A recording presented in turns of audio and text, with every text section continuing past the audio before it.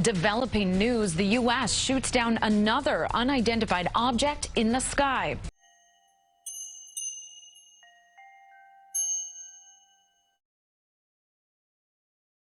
This is now the third known object the U.S. has shot down, and it happened over Canada. Prime Minister Justin Trudeau says he ordered the object's takedown after it violated Canadian airspace. An F-22 shot it down over the Yukon, which is the westernmost Canadian territory. Trudeau says he spoke with President Biden this afternoon and said that Canadian forces will recover and analyze the wreckage. This comes as searchers are still trying to reach the unknown object shot down yesterday.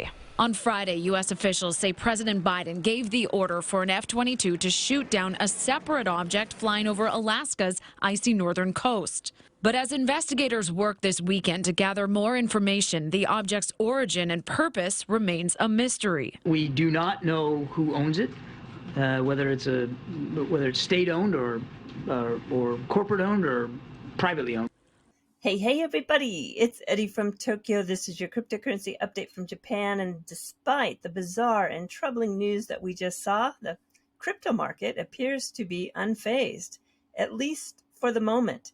We've got the top 200 by market cap showing, and you can see it's really pushing into some strong gains. Two in particular are impressive. First is Lido. Lido is up almost 12%. They're a liquid staking protocol. 1/3 of all ETH is on the Beacon chain through Lido, $8 billion worth. And Lido has received a $70 million round from Andreessen Horowitz and then a $73 million round after that from various VCs. It's well funded.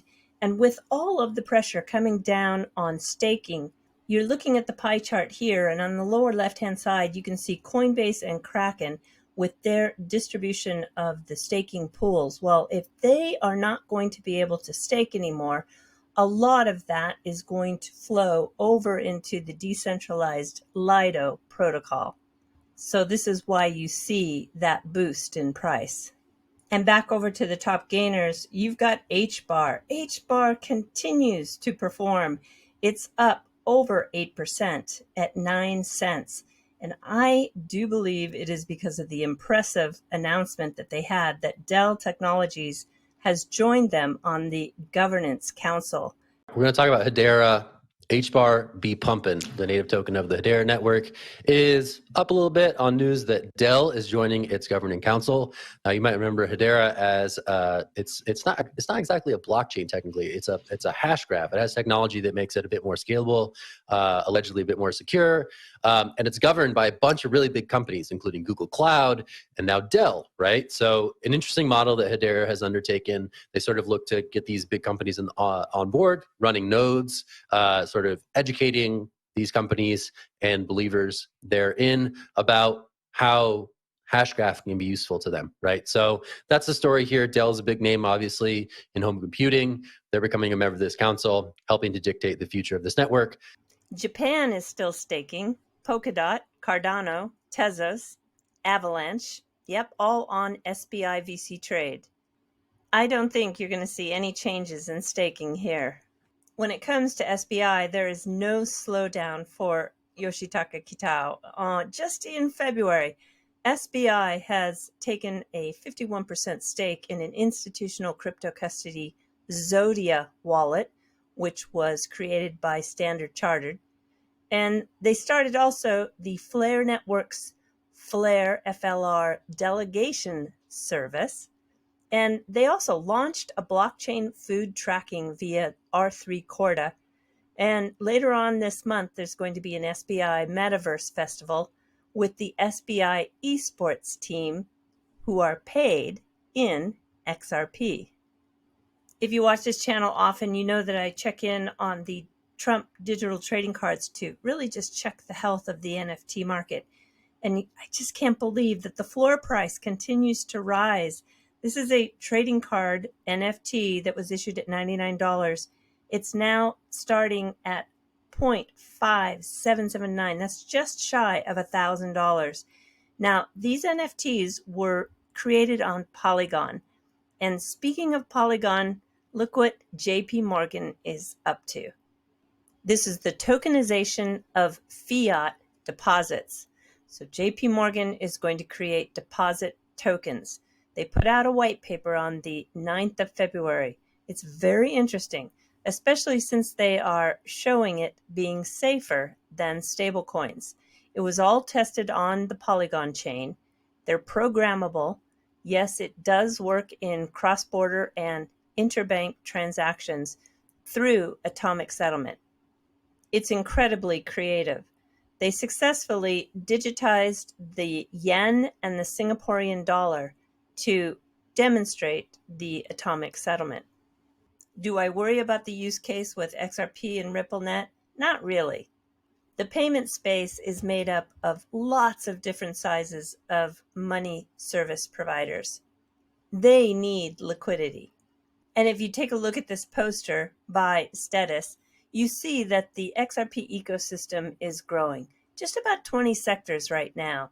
By 2030, we're going to see 100 sectors. And retail will drive more asset demand and liquidity than ODL. I think any valuation pricing model needs to have the future vision. It's much more than payments. I'm going to let this video, which is very rare, take you out. It's with Julia Chatterley and Brad Garlinghouse over 3 years ago. All of these videos have been removed, so this one is quite rare to watch. All right, everybody, do take care. Sayonara for now. Bye-bye. XRP is like a Bitcoin. It's a digital asset. It's today the third most valuable digital asset. And what we do is we take a transaction between banks, and instead of having a bank pre-fund an account at the other bank, which is how correspondent banking works today, the Bank of Brad in dollars would pre-fund the Bank of Julia, perhaps in pounds, and then I would debit and credit that. But that means I have to pre-fund and have dormant capital sitting at that other bank. What we allow banks to do, we allow payment providers to do, is to tap into the liquidity of XRP liquidity. So today there's lots of liquidity between XRP and US dollar. There's lots of liquidity between XRP and British pound. And you can tap into that to move value in real time, in seconds. And even compared to Bitcoin, which takes up to 12 minutes to complete one transaction, XRP is extremely fast at about 3 seconds per transaction. That has meant XRP is extremely scalable in contrast to how Bitcoin works. So it basically goes, Bank Brad has dollars, dollars get transferred to XRP, then XRP is transferred to sterling, and sterling then hits Bank Julia.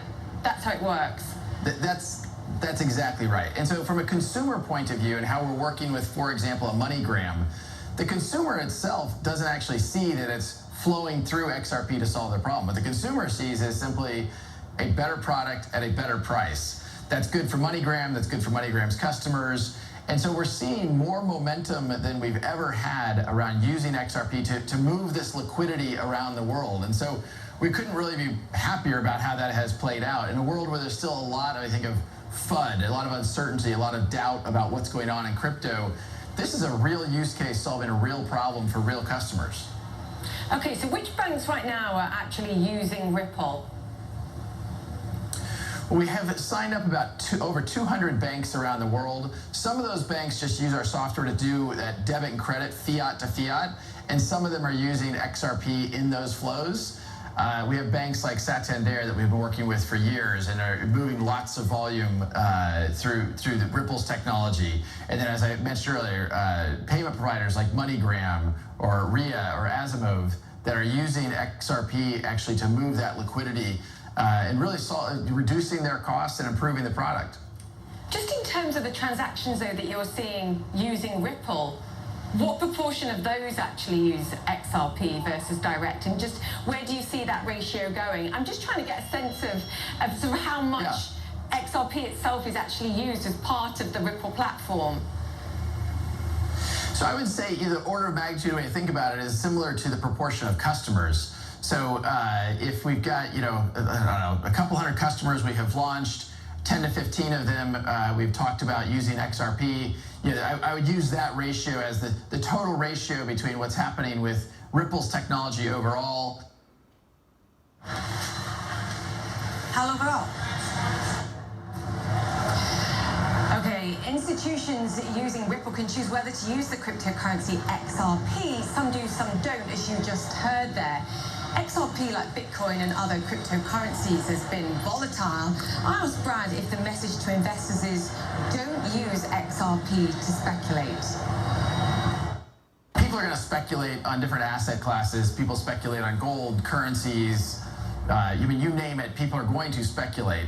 When we think about this, and what I've said very publicly is I think the long-term value of any digital asset is going to be derived from the utility it delivers. There is a lot of hype in the crypto market space.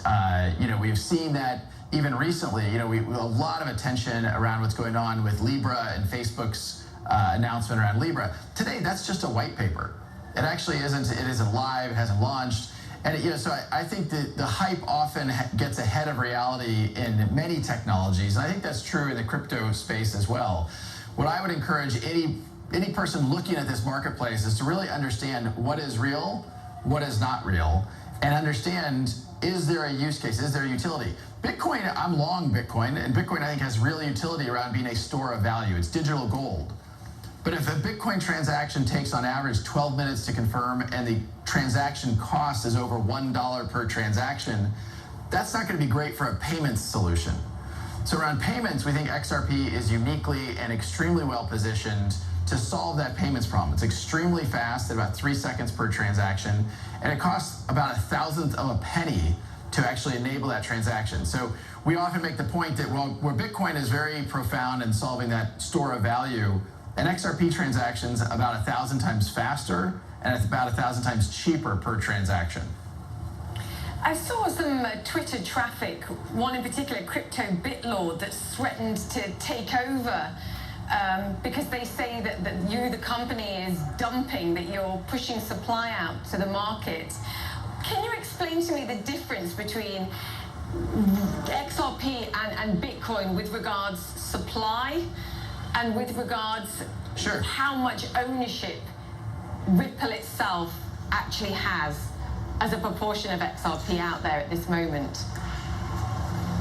Okay, so the first thing to understand is these are all open source technologies. When people talk about forking technologies, you have seen Bitcoin forked multiple times. You have Bitcoin Cash, Bitcoin BSV, Bitcoin Cash, Bitcoin Diamond, Bitcoin, I can't name them all. There's 4 or 5 forks of the Bitcoin blockchain. Bitcoin, obviously, the primary BTC has remained kind of the most notable. But in the same way, people can take XRP, an open source technology, and hypothetically, they could fork that if they chose to do so. Now, around the ownership piece, as is the case with Bitcoin, there's some big whales that were early in the Bitcoin community. There's one wallet that has 1 million Bitcoin in it. Nobody knows who owns it. In the XRP community, Ripple is the largest owner. And the point I have made is we are the most interested party in the success of the XRP ecosystem. We're very focused on our use case and how do we solve problems with XRP. But one of the things I'm excited about is you're seeing a growing ecosystem of other players investing in other use cases around XRP. Just recently, we announced a partnership with Coil, which is doing micropayments for content. So next time you're reading a story on the Financial Times website, and you hit that paywall, you hypothetically could just pay, hey, here's a dime, here's a quarter, here's 50 cents. Where today, that's a pretty hard problem. And companies like Coil are going to use XRP for those micropayment transactions. So yes, Ripple owns a lot of XRP. We're very interested in the success of XRP. But the accusations of us dumping, that's not in our best interest to do that. We're clearly interested in a healthy, successful ecosystem, and so we would never do that, and in fact have taken steps to lock up most of the XRP we own in escrow such that we can't touch it. Interesting. So, but you agree that you can control the price to some degree because ultimately the Ripple community has so much power, no? No, I mean, if you look at the correlations between XRP and most of the crypto market, where often called the altcoins, you see a very high degree of correlation. Ripple can't control the price of XRP any more than the whales can control the price of Bitcoin. Some of these markets, particularly smaller tokens that are have a lower market cap and lower float, if you will, they are at risk of people manipulating them. But you're talking about XRP trades, order of magnitude $1 billion, according to CoinMarketCap, it trades, on an order of magnitude $1 billion a day of activity. So I don't think anybody's in a position to really manipulate those prices. It's quite funny. One of the big questions that I was asked when I was talking to people about XRP, they said, what price do you sell XRP to the financial institutions that you're dealing with here? Do you give them a discount, and is there a lockup? Can you answer those questions? Because this kept coming up. Yeah, sure. So, let's use MoneyGram as the example. When MoneyGram is moving money from US dollar to Mexican peso, they're buying at market. They're not, there's no special sweetheart deal there. There are times when we work with institutional investors who might say, hey, we want to buy $10 million of XRP, and we would have lockups that would prevent them from dumping. We don't want some other party buying a whole lot of XRP and dumping it on the market. And so we would hypothetically have restrictions about what they could sell and what, how often. And usually those are based upon volume in the market. Yeah, so you might give them it slightly cheaper, but you say to them, hey, you're not allowed to sell it for 6 months, let's say, or a year. Yeah, correct. That's basically correct.